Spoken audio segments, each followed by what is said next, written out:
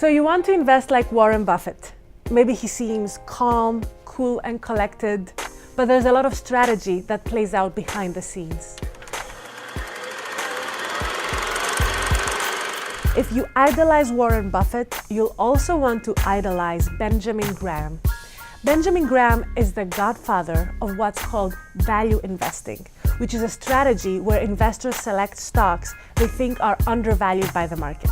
Can you understand and analyze how a business works? Warren Buffett considers that essential to be able to forecast how a business will perform. Analyze the business, not the market, and then look for a consistent operating history. Then use that information to decide whether a company has a long-term potential. Next is company management.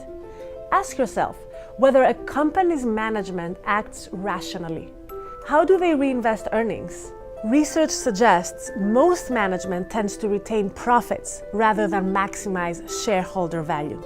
Empire over investor, greed over growth, that type of thing. That's a sign you might actually want to avoid investing in that company.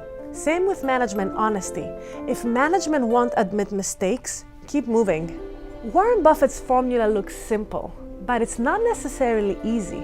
Buffett has managed to win what is basically an unwinnable game. Trying to mimic him would be like trying to swim laps with Michael Phelps.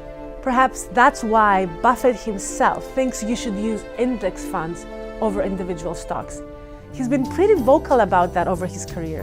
Trying to pick winning stocks is risky, and Buffett argues you must consider that risk as well as the return. Buffett likes index funds, especially low-fee funds. He's often said when funds charge high fees, it is usually the fund managers who reap the large profits, not the clients or investors. Even if you don't know anything about investing, periodically investing in an index fund can outperform most professional investors. Research shows that 99% of actively managed funds actually don't beat the market.